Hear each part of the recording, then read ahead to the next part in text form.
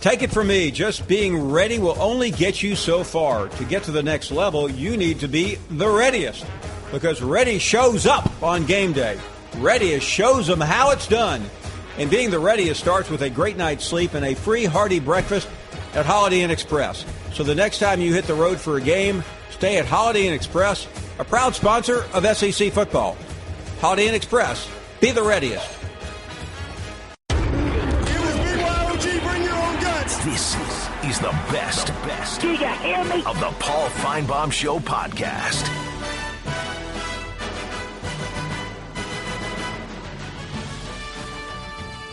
Let's get some phone calls here. Rich, a week ago we were with Rich in Atlanta. Today we're talking to you by phone. Hello, Rich. Jack, what are you doing? Are you worried? Do you not even get a snow day? No snow. No, it is. It is snowing outside, isn't it, Randy? It is snowing outside. Are you like the Cal Ripken of broadcasters? You just going like you can't miss a day? Rich, I've seen it too many times. A guy like me with very little talent takes a day off. Next thing you know, you never see him again. Hey, Rich. So you're the next thing you know, Rich. So you're the Wally Pip of broadcasters. No, I take a day off. The next thing you know, they're giving me a dinner. Okay, so I don't know who's more nervous about you leaving, the SEC television network executives or me. So if you do leave, Jack, who's your replacement? Let's have some fun today. How about Lane Kiffin? Oh, I think Lane would be great. Yeah, he's going to be gone soon. He's going to hit that send button, and, that's going to be it for him. Oh, yeah. One of these days, Lane is going to send the wrong tweet out. Exactly. There's no question. Plus, you probably pay more than FAU. I believe we do. At the very highest level, we do. I'm not at this level, I can assure you. All right, who else could replace you? How about Dan Woken? You think that'd be I think Dan Woken would be great. I mean, just come on here and trash the SEC, trash college football, trash coaches. Right. Yeah. Give me a name of a guy. Yeah, no, he would be, like you said, the commissioner's Dan office Woken hates him. Every fan base hates him. He's still unhappy Alabama got in. He said that was just a travesty. Well, it's not fair for me to say every fan base hates him. Not every fan base knows who he is. Yeah. All right, how about your wife, Jack? You think your wife would be, wouldn't she be great? She actually would just soon. No, she wants me in the job. She likes me here. No, you don't think she'd be a great replacement for you? I do. Listen, I love my wife, but I don't think she'd. I mean, she's funny, but she's not. She doesn't have the patience for people like I do. Yeah, I mean, I think she would be great.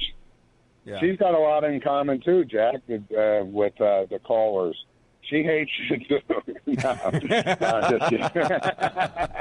That's pretty good. I like that. I like that a lot. Okay, who else? Rich? Who else? How about the callers? The caller, Larry from Shelby. Definitely my choice. What about Jim? He's a freak. He's a sideshow. Well, you can't have him do this. Oh, no, well, you know what? With Jim, you could pair him up. You could pair him up with, like, I-Man and Squirrel. What do you think of that? I think Squirrel has a chance to be a talk show host. Yeah. No, seriously, I-Man and Squirrel and Jim would be great. It'd be like Cheech and Chong meets Ted Kaczynski. I like that. Larry from Shelby, I think, is the guy. When you say Jack would be, I wouldn't even have to change my Jack would not be good for the whole show. No, he would be tremendous. He's the funniest guy in the world. I mean, this fall we did 5 hours. He's funnier than people realize. I don't see Jack going 5 hours. Yeah, what about Bobby from Birmingham for maybe the first hour? Bobby'd be good. How about Ed? You know what Ed could do? Ed could be the call screener. Yeah, Ed could be a call screener. Ed would be great as a call screener. How about Lance? Do you think the FCC would let you get that one through? Yeah, no, I'm pretty well done with Lance after some of the things he said this year. Come on, man. Who else? Who else do you think? How about Larry from Missouri? He would be great. He would be great. He'd be great, wouldn't he? I tell you what, Rich, he'd be like... Rich, the more I've heard this list, the more secure I feel in this position. No, Larry Missouri, man, he would be like, remember when we were kids, we would watch those Japanese monster movies, and they'd have, like, subtitles underneath. That's what you would have to do for Larry, so you can understand what he was saying. He'd actually be hilarious. He would be another top choice. Anybody else can replace him? How about Hazy? Hey, no, Hazy's too negative for this show. Hazy, he'd want to talk about the Eagles too much. You know, the one guy that could replace me though, because he's got an attitude, he's snarky, doesn't like anyone, always taking shots at Bama. Mark Kubiak. Yeah, there you go. I mean, he sounds like a talk show host, doesn't he? Yeah. He'd be a good choice. I like Mark. I would take that. How about the Jabroni Jeff brothers in Chicago? What do you think of that? Jabroni Jeff and then Jeff in Columbus. Yeah, you just call the show the Jabronis. I can think of some places in the country it would go over well. Yeah, I think those two would be excellent choices. Anyone else?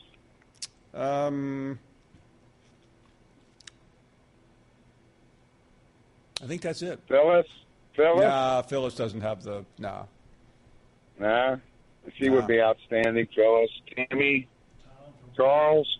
I mean, we have all these people already. Rich, can I just stay? Well, that's ultimately what we I'm want. hoping. Jack. Yeah, I'm very worried. I'm very worried.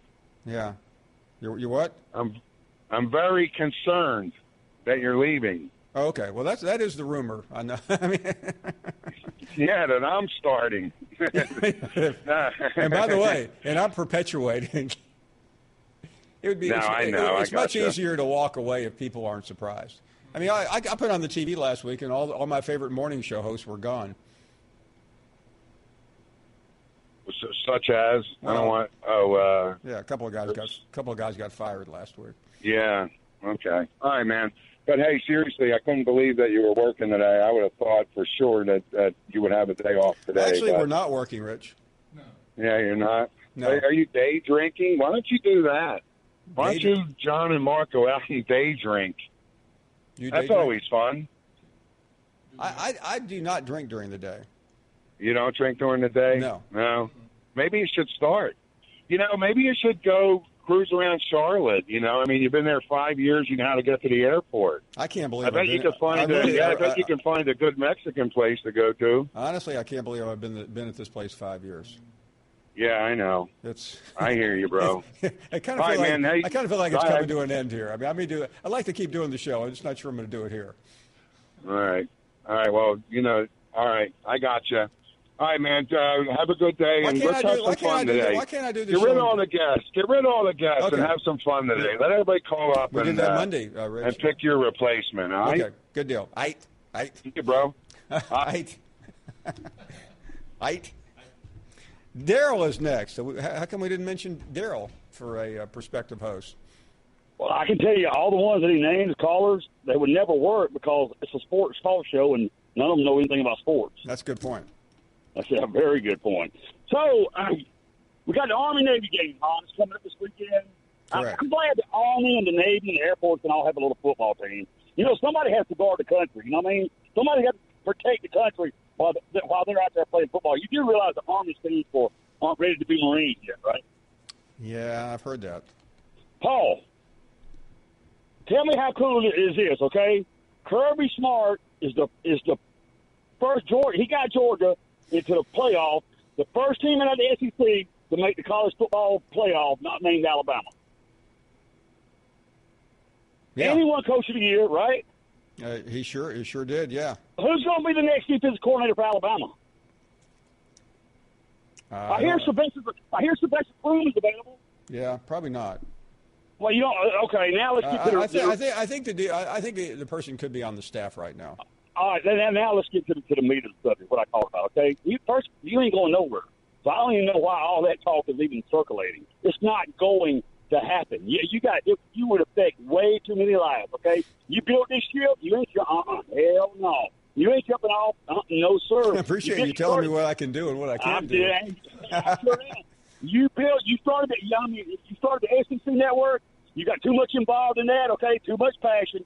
You got this show that you built from the friggin' ground up. You ain't going nowhere. We got to just prop you up over in the corner, dead, up to the next to the jukebox. That's what we would do. Because you're not going anywhere, Paul. That would affect many. You know what the state of Alabama would do? I mean, there's no telling. You know how many trees would die? Well, but, I mean, there's a lot. We got a lot on the line. I just hope ESPN considers all this, okay? Because they need to give you the more money, okay? You're the number one sports show in the country by far, friggin' far. It ain't even up. It's not even up for discussion. They need to show you the money. You're not going anywhere. That's just the way it's going to be. See you, Paul. Thank you. Yeah. You're listening to the Paul Finebaum Show podcast. Well, let's grab some calls in the meantime and check in with CJ in Wisconsin. How are you, CJ? Doing really good, Paul. And just want to thank you again for a great 2017. Thank you. Your listenership is not as strong up here, but I will tell you, we don't have snow, but we're doing good. But something that struck me yesterday watching Tennessee and Jeremy Pruitt, and I was a minor league baseball player and spent a lot of time in the Tri-Cities of Tennessee and Chattanooga. So I've always kind of followed Tennessee. And what struck me was how impressive Coach Pruitt was, but the fact that Chancellor Davenport and Philip Fulmer worked together really brought back a memory of Donna Shalala and Pat Richter when they brought Barry Alvarez to Wisconsin. And I really am pulling for Tennessee because obviously the name brand is there, the facilities are there, the fan base is great, a little crazy, but I get that.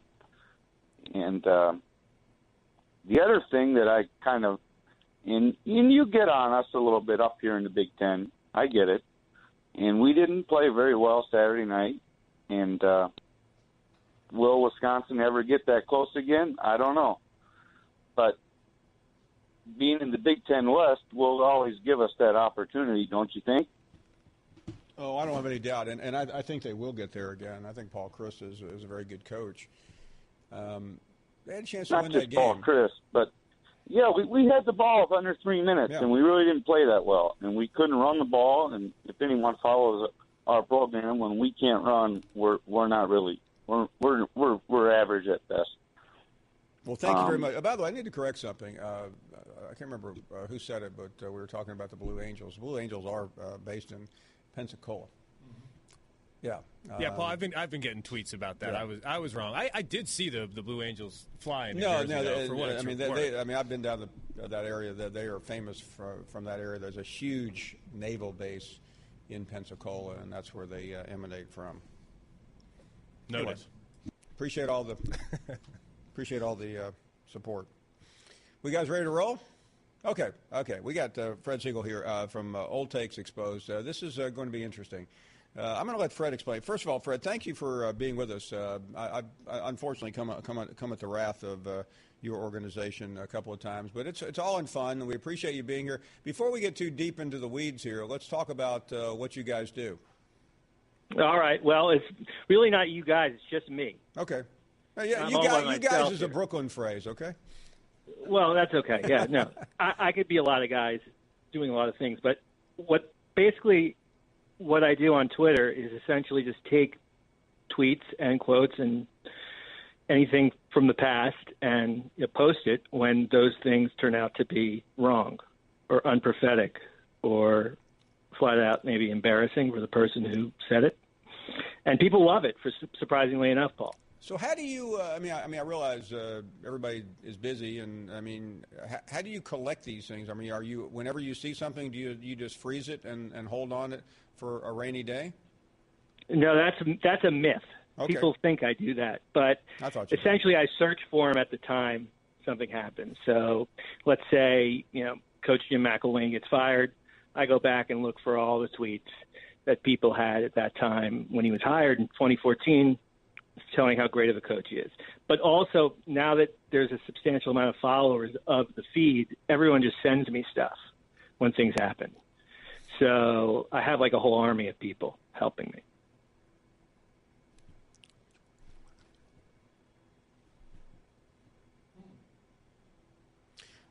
Okay, Fred, we're gonna have a little fun here. We do that all the time, but you have been you have collected a number of tweets, and we are going to share those tweets on our screen. As you may or may not know, we're both on radio and on television, so I'll read the tweets as we pop them up for the radio audience. But we thought, now that we're at the end of the college football season, we would. And by the way, I'm guilty. One of my tweets was focused a couple weeks ago. It was about Jim McElwain. So I mean, I'm not. Everyone gets hit pretty good on this. This is the first one. I'm going to read. This is Bo Mattingly, who is a talk show host in Arkansas. He had Danny Sheridan on the program. I did not know what any of these would be, so this is the first time I'm actually seeing this. Danny Sheridan said, I certainly think Arkansas will have a better next 5 years than Auburn. I think Bielema is a better coach than Gus Malzahn. Yeah, I mean, surprisingly enough, Sheridan was usually very pro-Auburn. I'm surprised he said that. I'm just kidding, Paul. So who's the next one, Fred? All right. Here's Greg McElroy right before the Georgia-Tennessee game. And this is from offhand. Someone was probably watching a show and said that Greg McElroy is picking Tennessee to pull the stunner and beat Georgia. I don't know if anyone was picking Tennessee at that time. But they're the ones who actually got stunned in that one. Yeah, 41. I was actually at that game, and there was nobody picking Tennessee that morning. Yeah, well McElroy was not that high on Georgia at the beginning of the year, if I can recall. Let's hit the tape. What do you got next? Okay. Kirk Herbstreit, a local Des Moines, Iowa local sports director. His name is Andy Garman. He was skeptical about Iowa State's coach, Matt Campbell, who was having a lot of success, that he would leave Iowa State. And then Kirk Herbstreit replied that, I don't make up the rules, Andy, but let me assure you, enjoy this team and this coach in particular while you can, because he's gone. Ooh. That's an old take exposed, isn't it? Yeah, it's an old take, and it was just exposed, Paul. He is staying. It was. I mean, he's staying, and respect to Kirk, he ate his words on that one. He tweeted something out. He was wrong.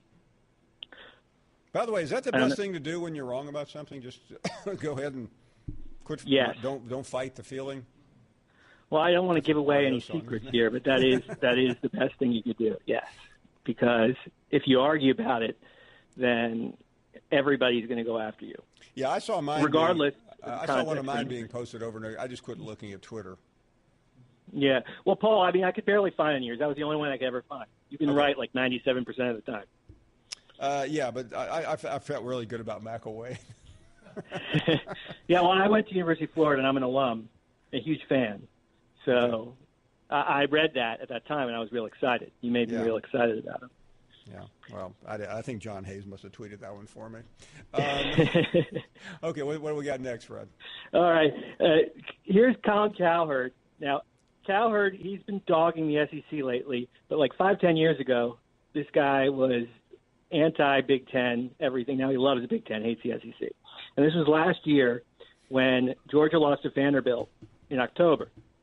And Cowherd said this. He said, Belichick, Saban, Urban, and Pete Carroll make coordinators look really brilliant. You've been warned. Hashtag down goes Georgia. Essentially referring and insinuating that Kirby Smart was one of those guys. You know, Cowherd's had a few of those, wouldn't you say? Yeah, he has a lot. He's featured a lot on my feed. Yeah, I remember one on this show a couple of years ago when he said Gus Malzahn would own Nick Saban and win back-to-back national championships. Yeah, that was – and you know who else has one of those? Rodney Gilmore has one of those. I posted that one before. But, yeah, Cowherd had that about Malzahn. He said a bunch of stuff about that. Next cold take, Fred. All right. Here's Jason McIntyre. He's with thebiglead.com and FS1. And everybody talks about giving someone the Heisman early October. It happened with Leonard Fournette 2 years ago. But he's a good friend of mine. But no one actually awards the Heisman to somebody. And Jason McIntyre took that next step. He said Saquon Barkley has become the first player in college football history to win the Heisman in October. It's done, handed to him. win or lose here. Now, I think that was after he had a big run against Michigan State. I think his entire season went downhill and downhill after this tweet. This was the peak point of his career. Jason will bring you bad luck. He's brought it to me before by wishing me well on something. That's very funny. Well, yeah. So he wasn't even invited. A lot of people said that about Saquon, though. Right. Well, there's a saying on Twitter that everyone uses: "Just give him the Heisman. Just give him the Heisman now." I mean, Fournette was that guy, and also Johnny Manziel, his second season in September, before Jameis started to pull away. People did that, but no one actually just hands him the award and awards it to him. I think this was like a next step. So this was why it made the feed. Fred, the next old take happened or cold take happened right here on the Finebaum Show, where cold takes happen every day. Mm-hmm. Yeah. Yeah, here's Bill Platsky. I remember this one. Now, if you can recall, Bill Platsky wrote an article scathing Pete Carroll when he was hired at USC. I'll even post it after I get off here. Scathing. It was just like torched him. That was back in 2000. But here, he said on your show, I don't see it happening by any stretch of the imagination. He's got that show cause and baggage, and this is about hiring Chip Kelly to UCLA. And that's the last thing UCLA needs in the wake of this China incident. So, I mean, I don't know how many days later they hired Chip Kelly. It was not long. I mean, it was – yeah, I mean, it was within 2 or 3 days. Yeah, yeah. I mean, this was just like he scoffed at it. He's essentially telling anyone who's getting excited about it from UCLA, stop. You wonder how the newspaper business is in such bad shape these days. Yeah, well, Platsky, he does this all the time, though. He goes on around the horn and says all these things. He said the Dodgers were up 3-1. They give him the trophy. 2 years ago against the Cubs. Hey, Fred, appreciate you tipping us off to this right here. Big 12 champion, your favorite conference? Who do you like, brother? I'm going Baylor. Matt Rule. Yeah, whoa. Matt Rule comes in. Now, look, I make fun of Big 12 defense as much as anybody in the country. Matt Rule comes in and makes Baylor a much better defensive football team. Visited Baylor in the spring. He has that team flying around. Called them in the Cactus Bowl. When everyone thought they were ready to mail it in, they go out and they kick the crap out of Boise State. I think they're going to continue to build on that momentum. I'll take Baylor out of the Big 12. that was Joey Galloway. Picked Baylor to win the Big 12 this year. And how did Baylor turn out this year? They went 1-11, Paul. 1-11. Yeah, they got that one big win over Kansas, who's the only team in the Big 12 worse than them.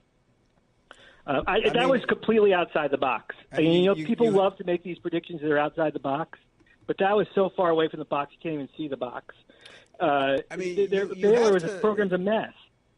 Yeah, I listen. Everyone in July and August makes idiotic statements. Mm-hmm.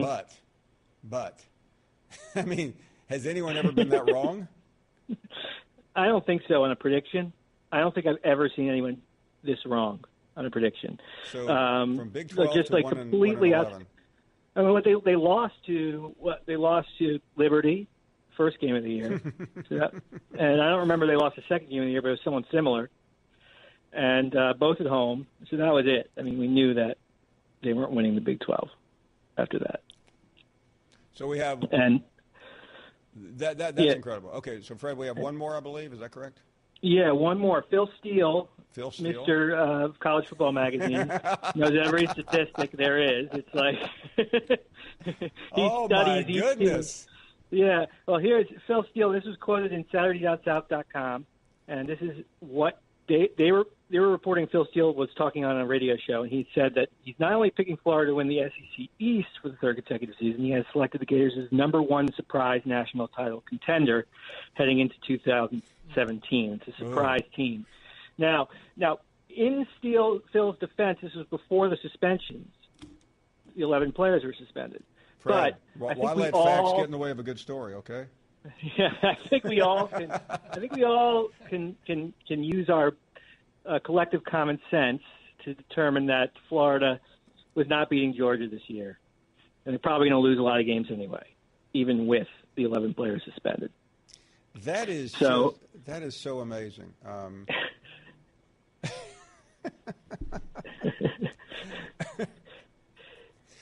He does have all the statistics. Like you see the magazine, it's like it's like a cheat sheet. Do you give out an award at the end of the year to the coldest take? I've thought about it this year. I may still do it, but I've never done it yet. You're welcome. We're more than happy to have the award ceremony on this show. I'm happy to do it, Paul. Yeah, I could do the best ones of the year. Now I'm gonna have to think about it. This is a process. I was asked to come on a couple of days ago. I have to. It's like a week-long process for me to study and evaluate, which is going to be the number one. I mean, I take this stuff seriously. Just for a little background, how long have you been doing this? About 2 years. Okay, and what prompted you to hit this? Well, I mean, I just use Twitter to get all my football information, especially college football, SEC, and you just see all these reporters on Twitter, and even on the news, what they do is they'll get something right, and they'll quote it, and they'll say, just like I said 5 days ago, I got this correct. Look at my pick. And then I remember that same person said about 10 things that were wrong. And just, my friends and I decided that this would be a good idea, and I started it. And it instantly took off. People love it, Paul. I don't know why. No, what you just said is so interesting. I'll tell you a quick story. When I was hired, not to go deep into my career here, but I was hired to do the SEC Network and SEC Nation. But I got here a year before that started, so I traveled with College Game Day. And one day somebody said something about said I picked a certain team to win, to lose, and I picked them to win. And I answered on Twitter, which – hey, you're wrong. And then finally, Lee Fitting, who runs College Game Day, sent me a note employing this famous line that Lee Corso has used so many times. He said, when you win, say little, and when you lose, say less. And it's an adage that nobody on Twitter understands, but that I don't really want to know after the game whether some guy from USA Today or Saturday Down South predicted it correctly. It really doesn't matter to me, but everyone feels like they have to say that, don't they? Yeah, they like to show everybody they got something right because they feel as if, especially on Twitter, all these journalists and TV personalities are just all day long getting criticized by everyone on Twitter, telling them that they stink and they can't do their job and things like that. So I guess they want to show, you guys want to show everybody, I got this right. I'm smart. Look at me. So they like to do that. But they'll never show what they got wrong. No. That's why people ask me is there an account for people who get things right. I said that's the account of the person who got it right. They're going to show it to you and tell everybody. Fred, those who get it wrong are just as annoying. And I've been with colleagues of mine. They'll say, I picked LSU to beat Alabama. I mean, enough. I don't care. Nobody really. I mean, outside of Lee Corso, I don't really care who else. I don't care who I pick. Okay. I mean, no, unless you get a substantial amount right. Now, people do care. Like, say you got 12 in a row. Yeah. No, I get that. That's a feat. No, Fred, I used to pick games for a newspaper, and I had a college president came up to me after a game. I picked an upset, and he said, "Man, how'd you know?" I'm like, "How'd I know?" It was a prediction, man. I mean, you're a college president. You're asking me that, but it is amazing. I can't thank you enough, Fred, for this segment. We have to do this again. I can't believe we waited till the end of the season to do this, but we are going to have much more fun with this in the future. It has just been a blast to connect with you, and thank you for helping us make this. Paul, I was ecstatic to come on, and I appreciate it. Any time you want, I will come. I just saved hundreds of dollars by switching to Geico. I'm so happy, I feel like I can fly. Disclaimer, you will not be able to fly by switching to Geico. This is against the laws of physics and nature. If you find yourself flying, please seek professional and or medical help immediately. In the unlikely event you find yourself flying, you might be a superhero, or a pigeon, or a superhero named Pidgewoman, who was bitten by a radioactive pigeon. If you are indeed Pidgewoman, Geico retains all licensing publishing rights in the event Pidgewoman the movie becomes a top-grossing Hollywood blockbuster. Geico. 15 minutes could save you 15% or more. Welcome back to our program. So glad to have you on a cold, rainy, snowy, icy day. I realize some of you are watching in sunshine, but We're not. When it's snowing outside your window and you're in the South, you go, what? Where'd that come from? If you're in New England, you go, just another crummy winter day, even though it's not even officially winter yet. No. The meteorological winter is here, though. Jimmy is in a place that when you get 2 inches of snow, you go, hey, it's springtime. Jimmy is in Chicago. No doubt. Hadn't had any yet, but it won't be long. But the Fred segment was just priceless. I mean, that definitely has to be a permanent part of the show during the college football That was really season. funny, yeah. Yeah, it really was. But I got to tell you, can you think of anybody in the national media that despises Alabama more than Dan Wolken and Danny Cannell? I'd have to get back to you on that, as we say at the maybe Mark Kubiak. Well, I got to tell you, of course, the famous one with Wolken 2 years ago was the home loss against Ole Miss. The dynasty is over. Forget it. Never mind. 2 weeks later, that absolutely Georgia was going to beat them between the hedges, and Alabama rolled out to a 38-3 lead, and then Chubb scored on an 80-yard TD run against the backups. But then this year, when Vandy came out of the gate 3-0, just beat Kansas State, who was ranked, I guess, in mid-teens, 3-0. The line was 19 points, and Wolken goes, I'm just astounded by this 19-point spread. I don't know how Alabama's going to score 19. I mean, you could just go on and on and on and on. But yeah, that is just a great feature. But I got to tell you, a couple of days ago, we were talking about Fulmer and some of the coaches that, in my mind, would not have considered Tennessee until he took over, because there was just such chaos. And I think he just represented this air of stability, and the fact that he was a pure football guy. And it certainly got the attention, of guys like Mel Tucker, who had so much NFL experience. Of course, Kevin Steele, who played there, and then with Jeremy Pruitt.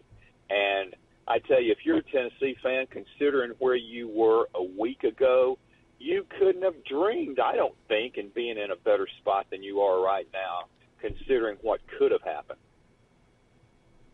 Yeah, well said. No, it's pretty hard to believe. I mean, it was a desperado last Friday. And and now the Saban tree just grows with Cristobal getting the job at Oregon, and I really thought that might have been a place where Leach might have ended up. That freewheeling type of offense. I think it would have fit in perfectly for Jimmy, them. As much as everyone likes Mike Leach, I don't want to say he's unhireable, but yeah, right now John Curry is the only person I know willing to take a chance on Mike Leach. He got fired for it. Yeah, and I'll tell you what. He don't rule him out, because the reason Bill Massa left Washington State to take the Nebraska job was he did not have a great relationship with the new Washington State president, and the Washington State president just happened to have hired Curry at Kansas State. Wow. And they have not filled that Washington State AD I think spot. listen, I think Curry would be fine. He just wasn't fine in Knoxville. Yeah. I mean, he is a bureaucratic AD from Central Casting, and it just didn't work where he was.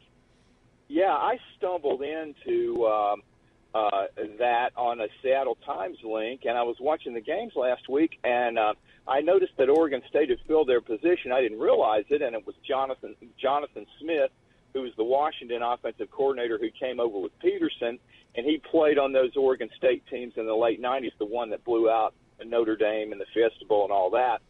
And they talked about the fact that Curry had that late-night meeting on Thursday night the day before he got fired with Leach.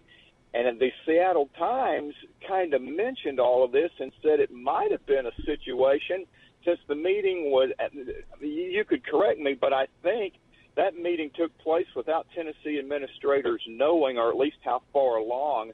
Yeah, I mean, Jimmy, that's what the word is. And again, I don't know if you're out there freewheeling as the athletic director. I would assume that you probably have the purview or the prerogative to go out and talk to people. And yeah, certainly you got to be in contact with your bosses. But I think the chancellor basically said, "Go find a coach," and he was about to find a coach. You're listening to the Paul Finebaum Show podcast. We have spent a lot of time talking about the Army-Navy game, and it gives us great pleasure to introduce someone I was introduced to about a year ago after he wrote a book. He is the retired Major General Vincent Boles. His book was 4321 Leadership. And, General, what a pleasure to have you on, especially on the eve of the Army-Navy game. Good afternoon, sir. How are you? Paul, always a pleasure. Just great to be on your show, and I take great pleasure from watching your work. Thank you. That means a great deal. I want to talk about a number of things. Let's start with the importance of this game. I know as an Army man and obviously a retired general, being one of the top officers in the service, describe to this audience, I mean, I don't want to over-exaggerate. There are more important things going on in the world, but how important was this game to you and your colleagues? It was one of those things, I would call it a unifying moment. Wherever you were in the Army, wherever you were in the world, you knew on that Saturday in December, your service, Army, was on the line playing Navy. And likewise, I'm sure for the Navy and my Navy teammates I served with, it was a big deal for them. We'd be friends 364 days out of the year, but on the 365th day, it was a unifying thing for an entire service, and therefore it's why many of the nations, many of the folks, as you know, in the Southeast, will turn to Auburn, Alabama, and that will be the hue and cry, or they'll turn up in the North to Ohio, Michigan. But Army-Navy is one of those transcendent moments, unifying moments when the nation turns and looks. Now, I know as a retired general, you would deal with some of the most highest security clearances in the country, if not the world. But any side bets with your fellow officers from the Navy side? How much money you got, Paul? I've heard these stories. This is going to be a magical year. You have, for the first time in since 1960-61, if I have it right, both teams have winning records. And they are both going to postseason games and bowl games, so it's kind of a big deal. Army has in both games, both teams are coached by Paul Johnson, apostles of his from his days at Navy, Munkin and Ken Niumatalolo. So it's going to be quite interesting to see how it all comes together. But I would keep my powder dry in terms of a bet. Okay. The only bet we want to win is we want to sing second. I understand. Well, General, let me go back a little bit to your book, 4321 Leadership, and certainly it's available out there. But I do want to get your thoughts on that and your experiences and how you came up with this concept. Well, I had redeployed back from Iraq in 2003-2004, and the Army in 2004 sent me from my deployment to the training base. Because we had really come to the realization that training was going to be training kids. This wasn't going to be a fast war. We're going to training kids for a fight. And many of the young men and women we were put through the training base had to go to this new kind of a conflict, this counterinsurgency fight. So they took many of us officers who had been in combat and put us in the training base to get them ready for that. And I thought, and I was the chief of what was called the Ordnance Corps, a very technical branch, ammunition, maintenance, logistics, bomb disposal. And I thought that I would spend all my time on getting them technically ready. I found technically ready wasn't the issue. The issues they wanted to talk about were leadership issues. How do I connect with my team? How do I keep my team connected under pressure of combat? How do I do that? And I talked to every class that came through. We had about 20,000 students a year. And I came up with the 4321, and I talked about the 4 expectations folks have of leaders. Establish structure, manage relationships, balance risk, and make decisions. I talked about the 3 critical questions every leader has to ask before they send people out to do something. You got to look yourself in the mirror and ask, what is the standard I want them to work it to? What is the system they have to do it with? And have I correctly identified who's in charge? And then the two I talk about are the 2 reasons for stress in organizations. and only 2 reasons for stress. And then the one critical thing I talk about is how do you manage that critical factor, which is the trust equation? How do you get people to forget about their own self-interest and trust you and your vision and what you want them to do? And I came up with that, and I began talking to students about that. It got pretty good reviews, and then a video of me doing a presentation got to the Washington Speakers Bureau in Alexandria, Virginia. And the next thing I know, I was getting ready to retire, and they gave me a call and said, would you go out to Laguna Beach, California, and speak to an audience about leading in a crisis? And I said, well, I think I can do that. And one thing led to another, and between being on the lecture circuit doing that, being a teacher and executive coach, and now the book, it's been quite a nice existence, but it is not the one I expected when I retired out of the Army. It was not what I planned.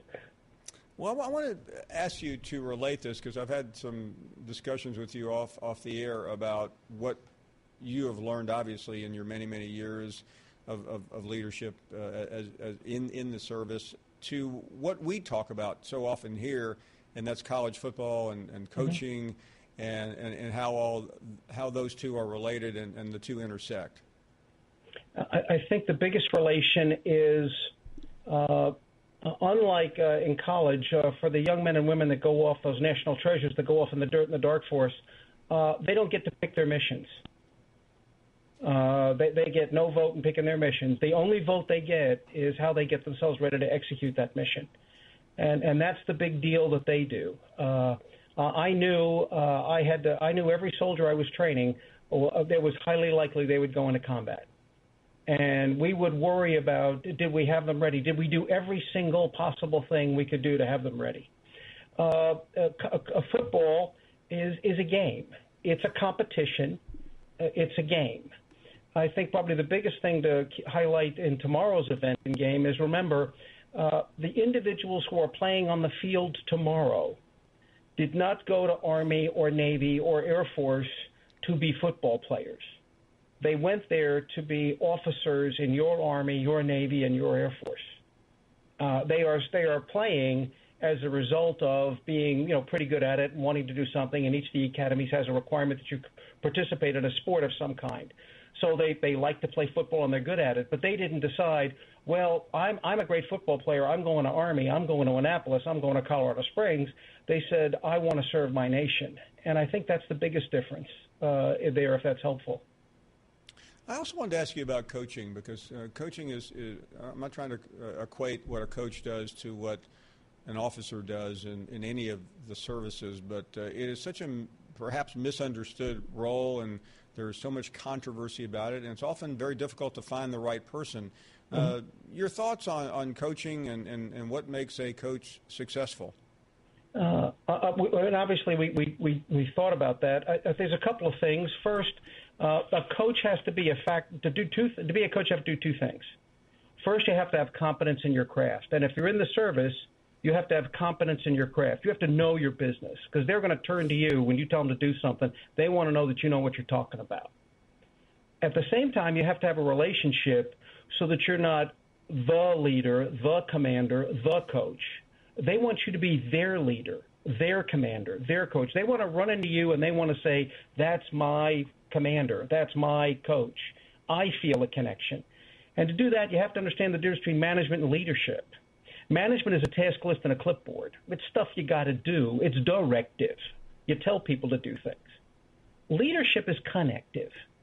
How do you connect with folks so that they want to stay an extra 20 minutes and do up-downs on their own? They want to run those sprints. They want to run 24 toss-power trap until they get it right exactly. They will stay and work on a project in the Pentagon because they heard my boss talking to me about it. They'll volunteer for that next mission. They're not going to do that because you manage them to do that. They're going to do that because you lead them to do that, and you form that connection. And great coaches or commanders or leaders understand it's that combination of competence and relationships that really becomes key. As we close, it may be worth noting Mike Krzyzewski, arguably the greatest basketball coach since John Wooden and one of the greatest coaches ever, the fact that he not only coached but had such a strong connection to West Point. Very much so. Played for Bobby Knight. And then was an assistant for Bobby Knight for a while, and then stayed at the academy and coached, and then from there went to Duke. And even there, it still came through. I still remember Krzyzewski's one of the most recent books Feinstein wrote about Valvano, Dean Smith, and Mike Krzyzewski. He talked about the fact that Duke was playing Navy, and Krzyzewski walked into the locker room, and before the game, rather than have a long dissertation about what they were going to do, he just looked at every player with his West Point ring on, and he said, I don't lose to Navy. You're not going to lose to Navy. If you're going to lose to Navy, don't come home. And then, the rest was history. Duke said, well, we don't know how we're going to – and that was when Navy had David Robinson and a couple of pretty daunting people, and it was pretty early in his tenure.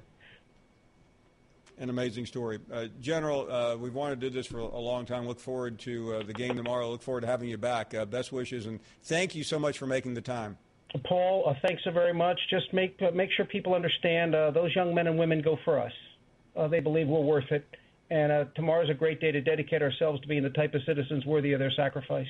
They just want us to be the type of citizens they can be proud of. And thanks so very much for the opportunity, and God love you and take care.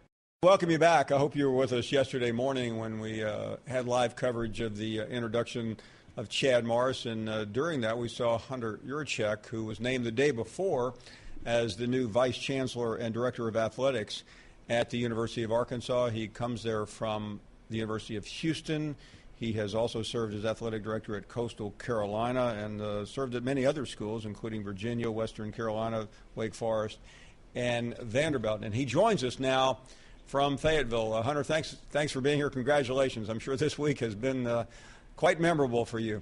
It has been a very special week for me and my family, and hopefully the Arkansas Razorback family. Paul, I've missed a lot of the discussion this week. Has it ended between Alabama and Ohio State? Is the debate over yet? It's over, and Alabama prevailed, of which we're not supposed to take sides, but we will. We're pretty happy to hear that. I'm sure your constituents in the state of Alabama are very pleased this week. They have had a good run, and a lot of happy folks in the SEC with two teams, and I know that's someplace ultimately you'd like to see your program in. But before we get to all of that, I am interested in your discussions. It's rare that an athletic director is hired in the middle of a coaching search. So we always ask coaches, when did you first hear about this possibility? What about an athletic director? Well, this possibility really came to light very quickly. Roughly a little over 10 days ago, Chancellor Steinmetz reached out to me, really just out of the blue. I picked up the phone. It was a Fayetteville, Arkansas call. We had a great discussion for a half hour, 45 minutes. Then we met in Houston prior to our basketball game versus Arkansas on Saturday, and then he called on Monday prior to the board meeting and asked if I wanted to be the candidate that he moved forward to the board for approval. And, of course, I said absolutely. And at that point, Hunter, the coaching search was running contemporaneously to yours. You get the job, and I'm sure you're updated on everything else that is going on. What happened next? Well, once I signed my letter of offer, I got on the phone with Julie Cromber's people here at the university, and we talked about where the search was and the people that her and her consulting group had interviewed, and Chad Morris was at the top of her list. And of course, I'm familiar with Coach Morris from my time in the American Athletic Conference, and remember back in 2014 when at the University of Houston we played SMU the day after Thanksgiving to conclude SMU's 0-12 season. Chad Morris took over right after that, and he slowly built that program to a 7-5 team that's going to a bowl game. And he took a team that was really at the bottom of the NCAA ranks, and he's moved them slowly up, especially on the offensive side of the ball, being ranked in the top 10 in total offense this year. Let's move it forward to yesterday. Certainly you introduced him, and you sat there listening to him. He made a very positive impression. I was watching through a television screen, but what was it like in that room? There was a great deal of energy, a great deal of enthusiasm, and I think a great deal of relief from the fan base here at the University of Arkansas and across this great state. Chad Morris is a phenomenal person, first and foremost. He's a phenomenal football coach. I think he is the right person at the right time in the history of our football program here at the University of Arkansas to really take this program where it needs to be and to compete in what is the toughest conference and really the toughest division right now, Paul, in the SEC West. As someone who has a lot of experience as an athletic director and has worked in many athletic departments, I am interested in your vision I know you laid some of it out the other day in your news conference. I don't know how many of our maybe some of our listeners in Arkansas or viewers may have seen it, but for those who didn't, most interested to hear what you have to say. Well, my vision, I presented Chancellor Steinmetz with the 100-day plan, and one of the things he told me was very, very important, that the athletic director at the University of Arkansas needed to get across the state, out and about, and meet the various constituents from Fayetteville down to Little Rock, over to Pine Bluff, and really to be someone that unites this state and brings the Razorback Nation back together again. And obviously that engine starts with football, and your football program unites your fan base, your alumni base throughout your state. And the University of Arkansas is the kind of the flagship school in Arkansas. There's not other professional sports. There's not another major college per se, and there's a lot of gravitation obviously towards what the football program at the University of Arkansas is doing, and we've got to get the football program right, and that started yesterday with the hiring of Chad Morris. Talking to Hunter Yurachek, the new Vice Chancellor and Athletic Director at Arkansas, on that front, what is your expectation? Because this always gets confused. Some fan bases get confused about where their program should go and who they are. What is your impression? I realize you've only been there a couple of days of where this program should be. Well, one of the things that I really liked when Coach Morris and I talked on Tuesday night for a little bit, he compared where Arkansas is today to where Clemson was 7 or 8 years ago when he arrived on Dabo Swinney's staff, and the level of talent that's here and the opportunity that exists within this state and within this region to recruit some of the best talent and bring them here. And so, Coach Morris, my expectation is we build a program that this community and this state is very, very proud to come out and support. But we've got to win football games, Paul. That's the bottom line. That's what Coach Morris is going to be judged on. That's what I'm going to be judged on.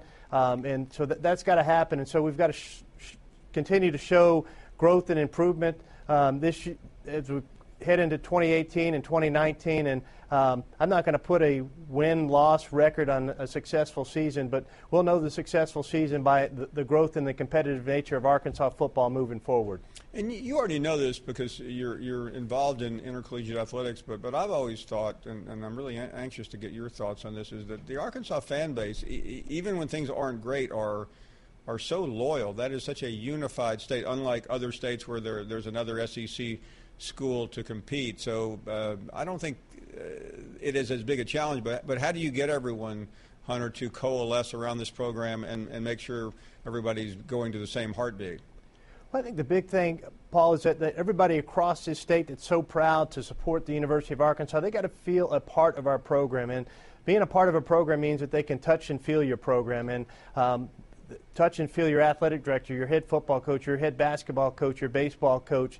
And we've got to do a great job of getting out and about around this state and really having one message that we're pushing forward as an athletic program that really unites this state across the board. You talked about the passionate fan base. I think I started Twitter, my own Twitter account, 7 or 8 years ago when I became the athletic director at the Coastal Carolina University. I think Monday afternoon before I got the job, I had a little over 5,000 followers. I think that number, my son told me earlier today, is over 20,000 now, and that's just in 72 hours of being the athletic director here at the University of Arkansas. That'll tell you a little bit about the passion of this fan base. Leave it to a young person to keep track of how many Twitter followers Dad has. That's exactly right. I am interested in your family because I saw them. It has to be pretty exciting for them. I realize you had a really good job in Houston. That was an incredibly successful program, but this is a bigger program, one that resonates all over the country. It is. My family's very excited about the move. I wasn't able to bring my family to the introductory press conference. My oldest son, Ryan, is a senior tight end at Marshall University. He's in the middle of final exams in his bowl game out in New Mexico next week. My middle son, Jake, is finishing up his senior year at Friendswood High School and hoping for an opportunity to continue his career in football at the next level. And then I've got a 7th grader, Brooks. He's 13, and he's just flew up today, him and my wife, and we're going to spend some time getting out and about here in Fayetteville in this community, getting to know some of the constituents this weekend. Well, I'll tell you what, you know it already. That is a beautiful part of the world in northwest Arkansas, and I know that there is a lot to do. It comes at a busy time with Christmas. You got basketball with Coach Anderson. I know there's a big game this weekend, but we look forward to getting to know you. And Hunter, thanks so much. I know it's an incredibly busy time for making time for us this afternoon. Paul, it's a pleasure. Anytime you want to have me on to talk about the Arkansas Razorbacks, I will be available. Well, we will do that. We appreciate it. Congratulations again. Thank you very much, Paul. You're listening to the Paul Finebaum Show podcast. Definitely an exciting time to be a Memphis Tiger, and so humbled and grateful for the opportunity that our administration, our athletic director Tom Bowen, our president, the board of trustees, just the commitment that they've made to myself, our staff, and the continued progression of our program it's incredible. And everybody's excited. The community has definitely rallied behind us and the way that we've played and the way that we've represented each and every Memphian. And now to be able to celebrate that by playing in the AutoZone Liberty Bowl is going to be a wonderful experience to wrap up our season. Coach Norvell, a lot of people, I'll throw myself in that group, assumed you would go somewhere else. That's what we're conditioned to assume with young coaches who are doing well, because there are so many opportunities out there. And I realize some of this is confidential, but talk a little bit about the struggle to go elsewhere versus staying where you are right now. Obviously, anytime that there's interest from other programs or from just the overall people talking about our program nationally, it is a great compliment to what we've done. And this program being able to come into Memphis in our first 2 years and sustain the success and also continue to elevate to where we're going has been a great experience. And I truly believe that a lot of that success is attributed to how well of a fit that Memphis has been for me, our coaching staff, the way that it's embraced, everybody within our program. And, it really is a great time to see our program continue to progress and continue to play at a high level. So, I think it like I said, it was a compliment that, that there were other programs that did have interest in our staff and what we're doing, but I think we've got a great thing here. We've been able to recruit at extremely high level. We've got a great group of young players that I think are going to continue to develop. And like I said, it's a wonderful fit for me and my family, and we're excited about the opportunity to continue that. I want you to discuss that a little bit, because I think sometimes, Coach, from a distance, whether it's fans or media, just assume at a place like Memphis you're going to go somewhere else. But you have helped to change the culture there, that this is now a big-time program in a football market that plays at an extremely high level. What is the challenge, though, of continuing to convince people and keep that culture where not only where it is, but to grow it? It's a daily process, and it's something that when we came in 2 years ago, every person on our staff, we pour our hearts into this program, trying to continue to elevate where we're going. Like I said, the young men that we have, have done a great job in buying into that culture, and it becomes contagious. It becomes contagious around our university. It's contagious around our community. You see the support that we've had.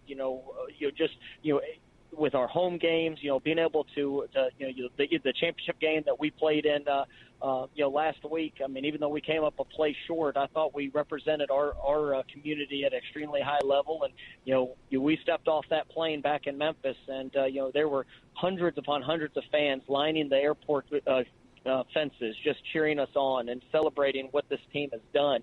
And that's. It means something personally to every person that's a part of our program, and we take great joy in that. And I want to see this program continue to grow, but by the administration and everybody involved with making the commitment financially and enhancing our facilities.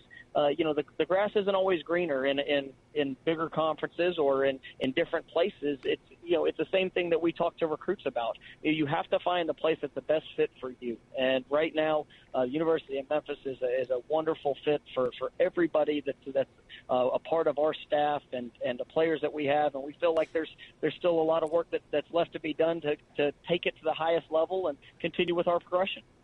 Coach, this program beat Ole Miss a couple of years ago. It obviously is beat UCLA earlier this year in a nationally televised game on ABC. You've got Iowa State. You'll go to Missouri next year. What is the challenge, though, of scheduling major opponents? Because, quite frankly, nobody wants to play Memphis anymore. Well, for us, it's great to be in those showcase games, and we know the responsibility that we have. That when we get those opportunities, you have to play well. And when we played UCLA this year, a lot of people wanted me to come out and say it's just another game, but it's really not. I mean, you have when you're in the national spotlight, when you're playing, a well-known brand, and you have an opportunity to go out there and compete at a high level, it shows you that you belong. And our kids, they take a great deal of pride in that. That was a major win for us. UCLA was ranked in the top 25 at the time, was coming off a big win versus Texas A&M, and so that kind of gave us a spark there early in the season. You talk about the Ole Miss win a few years ago, but anytime that you have a chance to showcase your program, especially when you're not a part of the quote unquote Power Five, you need to make sure that you show the country that you do belong to be talked about as one of those top programs that that are competing in the country.